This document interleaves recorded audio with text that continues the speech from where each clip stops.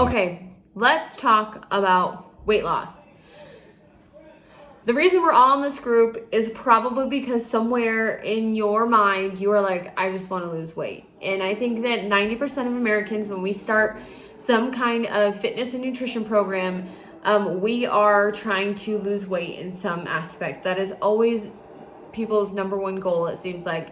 Anytime I get a consultation form in, anytime for myself that I've wanted to start something, it's been because I want to lose weight. And there's nothing wrong with that. It's just that is the most popular thing. We live in a society where it's very easy now to overeat, to overconsume, and to be, to not be active. So the weight loss thing is a very popular across the board. But I wanted to talk to you guys today about just some of the things that I've come across in my own weight loss journey. Just some tips that I would like to throw out there, some thoughts that I would like to throw out there. This video is just in regards to weight loss in general. So, number one, that the most, I think, controversial topic in a weight loss journey is scale or no scale. And so it took a really long time for me to figure this out, but the scale actually has to be a part of your weight loss journey. If you are serious about losing weight, you have to have that scale as a part of your journey.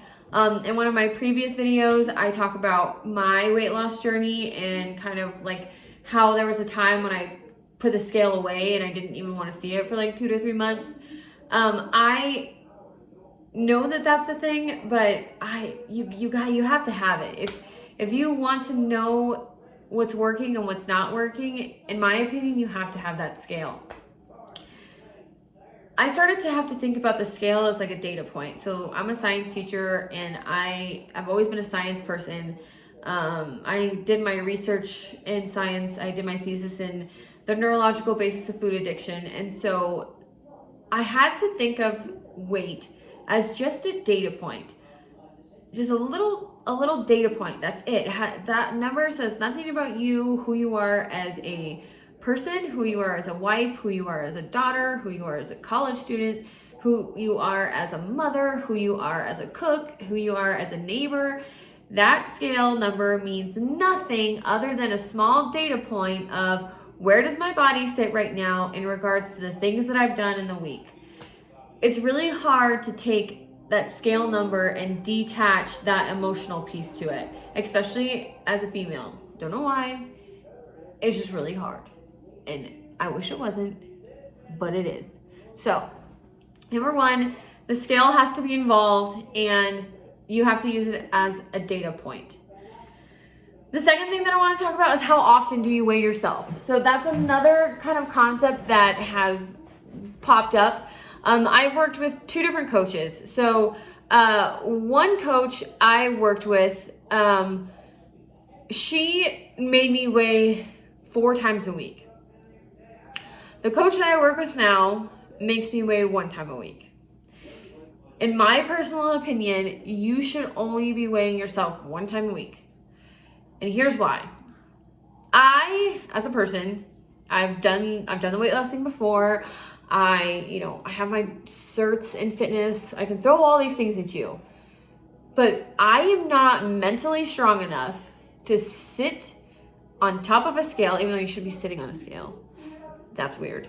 I'm not mentally strong enough to stand on a scale every single day and lose weight one day and then watch my weight go up the next day and then lose it and then go up and then lose, or however that works. I know it's a data point. I've taught myself that it's a data point, but I don't have the mental capacity to be able to weigh myself every single day. If you can do that, awesome. Good for you. I envy the fact that you can step on a scale and you can, oh, sorry, my phone's getting weird, but that you can step on a scale and you can not be mentally affected by that. I think that's so impressive. Me, I can't. I get so caught up in the fact that, well, yesterday I lost weight and today I didn't lose weight. How does that happen? I'm a science person. I know that there's water. I know there's sodium. I know there's fluctuations from being sore, from being not sore. I can't do it. I just can't. So I would say 1 time a week. And all that does is it lets you know, like, hey, this is what you were doing through the week. It worked. Let's do it again. Or this is what you did. It didn't work. Let's try again next week. It is a journey, but yeah, I can't. So I would recommend once a week. There's nothing wrong with more than that. So if you want to do that and you can handle it, then do it. Like, there's nothing wrong with that. The third thing is progress pictures. I think progress pictures are almost harder to take or to get than weight. It's hard to see yourself in the camera. And if you're anything like me, like, I suck at taking pictures. Like, I have tried to make it look cute. Like, I've tried to do like little hip twist, a little whatever. Like, I've never been good at that stuff ever. So, number one, when you're not good at that, like, your pictures look awful. Number two, you've gained weight. And so you're sitting there or standing there. Again, I don't know why I want to sit on a scale, sit in your pictures. You're standing there and you're just like, I can't believe I look like this. Like, this is what I look like. And I know we have to try to be positive, but let's be real. Every time that you take a picture, it's really hard to be like, girl, you're beautiful. Eventually we might get there, but when you first take that picture, it is so hard. It sucks. It sucks for me still. Like, there are parts of my body that I don't enjoy. And so as hard as it is to take a progress picture, it's the one thing now that I love that I have, because like there are weeks where my weight will only move by like fractions or decimals. And I just sit there and I'm like, God, I worked so hard this week. Like, I just don't understand. And I can take my picture from that week and I can take my picture from the week before and I can be like, okay, let's look at these two pictures. And I can see like, okay, there is a little bit of a difference. Like, you were on the right track, sister. Like, you are doing a good job. So take your progress pictures. Progress pictures are a part of weight loss. It's not just that number on the scale. So make sure that you're taking those pictures. I know it's hard. No one has to see them but you. I get them if you're part of our Kickstart group, but I have no judgment whatsoever to anybody's progress picture. You should see my camera roll, first of all. It is awful, especially with me trying to start a new YouTube channel, which I am, so like and subscribe.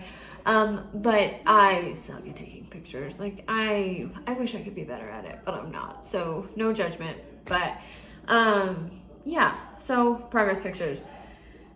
The next thing that I want to talk about is those decimals or those fractions. So this is something that I learned in my weight loss journey, and it's those, 0.2s, 0.4s, 0.5s. When I started working with my coach, I would weigh, and let's say that I weighed like 124.5.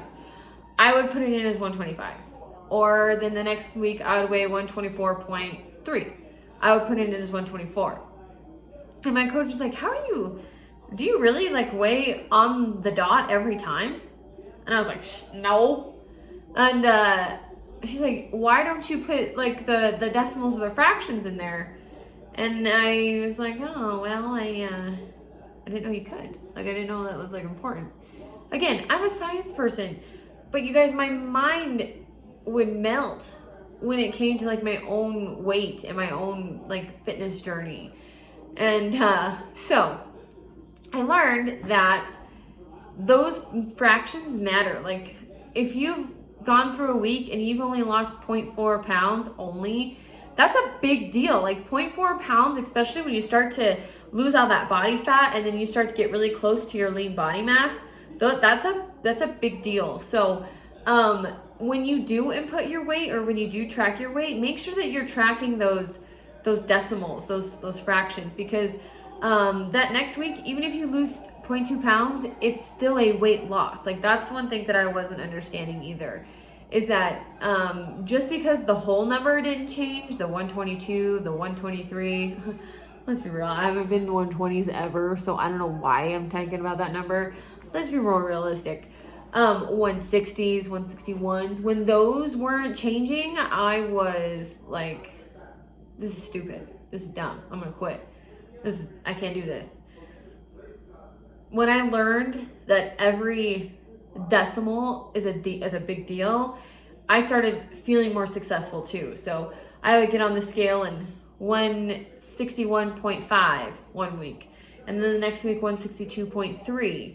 And it was like, that's still successful. That's still a win. That week, things were still coming off. So pay attention to those decimals.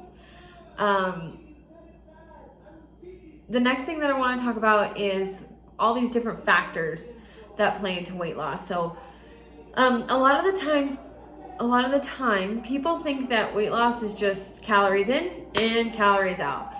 As much as calories you put in is what you have to get out to lose weight. You create this negative deficit and boom, magic happens and you lose weight.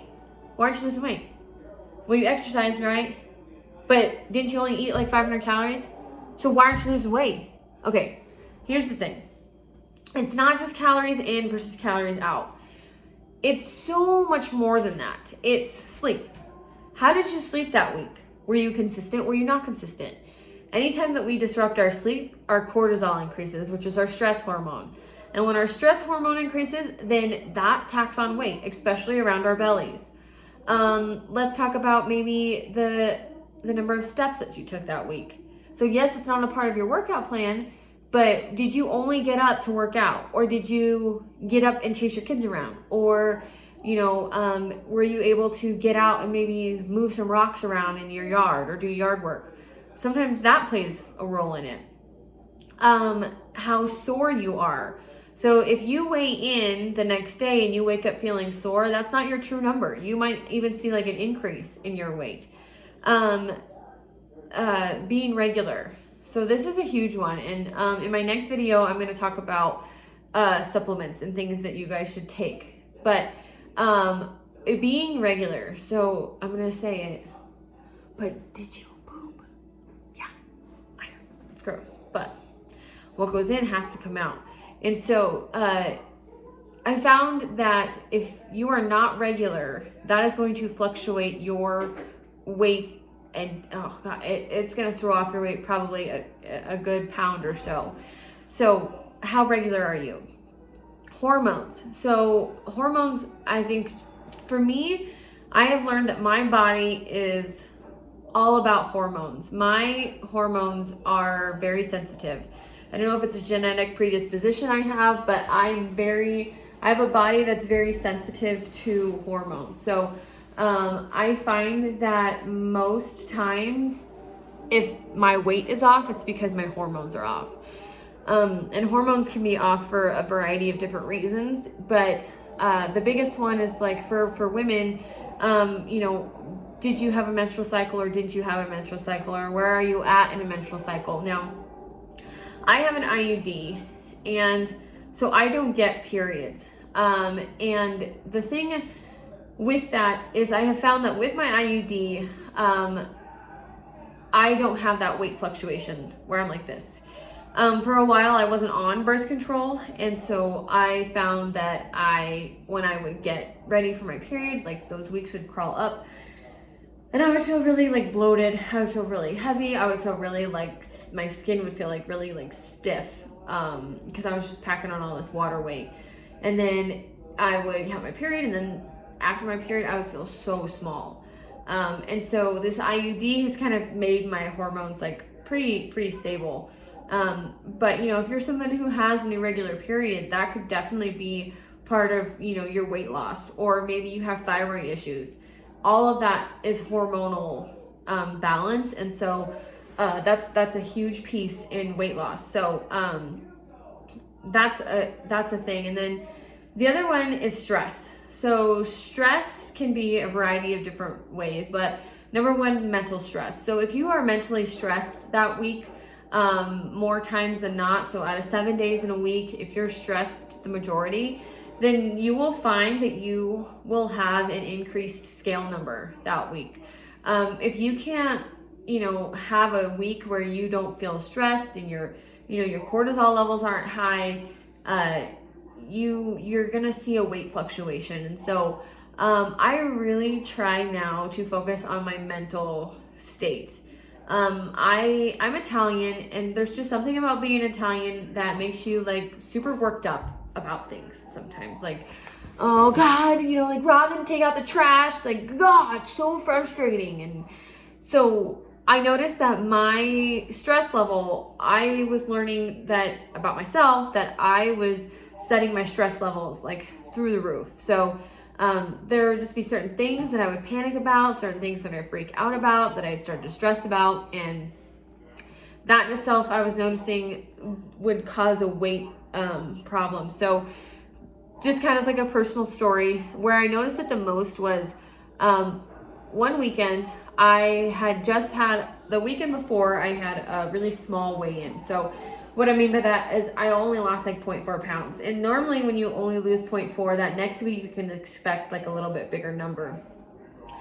And something happened in the house, and Rob and I we fought. And we fought for like 2 days in a row. Like, I was like fed up with whatever happened. I don't even know what happened now. But we fought, and we fought bad. And it was 2 days before the weigh-in. So I usually weigh in on Mondays. And so our weekend was just blown up by fights that we had. And when I weighed in that next day, I was almost 1.5 pounds heavier. I was on point with my nutrition. I was on point with my macros. My calories in were more than my calories, or my calories in were less than my calories out. I followed my coach's plan perfectly, and just because we had such a rough weekend and we fought so badly, it turned into us basically not getting along, and my weight skyrocketed. That's just part of it. Again, it's all about cortisol, and it's about those hormones. So, if you can, part of fitness and part of weight loss is learning how to kind of like de-stress yourself. And that's why working out is so helpful for people's stress levels. If you can get outside and you can walk, if you can just, get on the treadmill, get on the elliptical, get on your bike, just do a couple air squats, do your challenge, whatever it is, that's gonna decrease your cortisol levels, which is gonna help with your weight loss. So, those are just kind of the things that I have learned over the time of my weight loss journey, that it's not just about calories in and calories out. It's, those things like, how well did you sleep? Were you regular? How was your digestive system? Were you stressed during the week? Did you take any extra steps? So there's just a lot to it. But I just wanted you guys to know that weight loss is not just calories in versus calories out. Do yourself a favor, find a schedule that you like when it comes to weighing in. If you are a 30-day kickstart person, we are doing weigh-ins only on Saturdays, so I will talk to you a little bit more about that. But find your day and let that be your weigh-in, and only treat it like a data point. Try to take all emotion and just detach it from that number. That's the best advice I could probably give you. But that's it. I just wanted to mention a little bit about weight loss. I want you guys to kind of understand that we all go through this fluctuation. I'll post my weight loss journey, and you can see it's not just one straight line. I know it's cliche, you probably see it all over, but I mean, mine has been like this. So, but the trend is it's going down, and that's all we can ask for. So have a wonderful day. Thank you for watching, and if you haven't already, go ahead and subscribe to my channel. Thanks.